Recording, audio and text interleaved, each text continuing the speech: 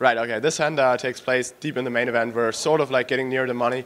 I had finally ran up my stack from what was 20,000 at one point to around 300,000, and I've been sort of taking chips of the Spanish guy on my left, who was the only one who's been playing back at me for the past, I don't know, 3 hours. So he's been kind of trying to go after me with very poor results for him, and he was visibly getting annoyed because he had just lost a big pot to someone else at the table, and he was sort of like pretty tilted at this point, you could tell.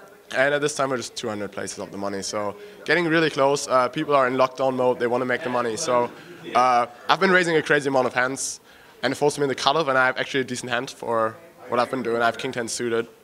So no surprise there, I thrown a minimum raise, 14,000 at 3.5, 7. No, is that the level? 3-6. 3-6, yeah, it's the last level of the night. Make it 12. He calls on the button, and the blinds fold.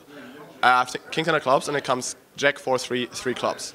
So this is typically a board you want to be checking a lot to the guy calling in position, because he should have a lot of suited hands, and he should also have a lot of Broadway hands. He should have a jack there quite a bit, and I expect him to be betting way too much, and I expect him to make all tons of mistakes if I check. So if he bets, people generally play somewhat okay, but if you check, people tend to make mistakes. Check.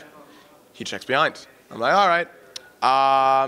Sort of undecided as to what I would do on most turn cards at this point, because like, I'm not entirely sure what he checks back, and it's very likely he just does nothing, but he could also have like the ace of clubs with like some sort of high card which he's just trying to check.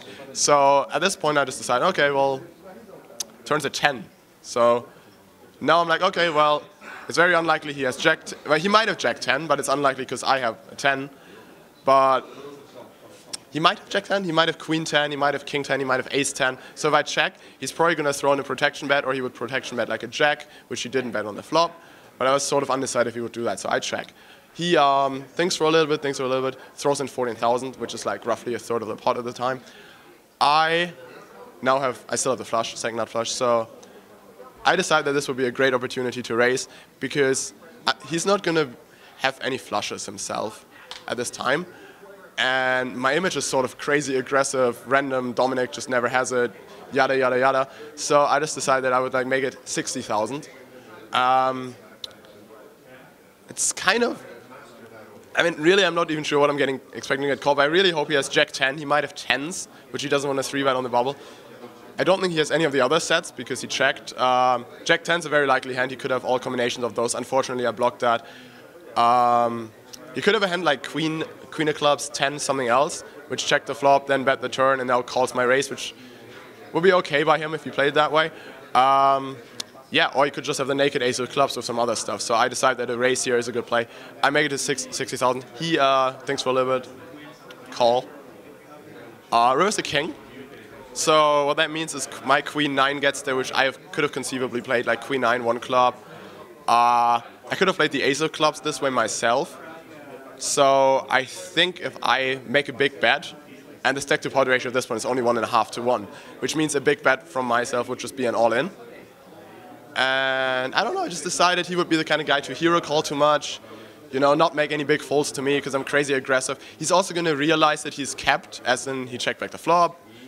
So he probably doesn't have any low flushes, which means he's going to try to look for a blocker to call with. Now the real problem here is I have king 10 of clubs, which means I block king 10, which is 2 pair on the board, so he can't even have king 10 himself, which would be a reasonable bluff catcher. He could have king jack, he could have set of 10s, he could maybe every once in a while try and hero call me there with like ace of clubs, something else.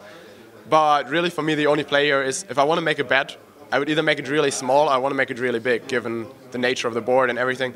So I decided that my best play here is to just put him all in for 1.5 times the pot and hope he hero calls, because I think he's more likely to hero call than anything else. And so I go all in for like 250 into like 160 at the time.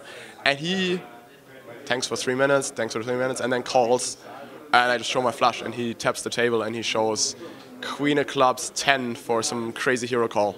And I win all the chips.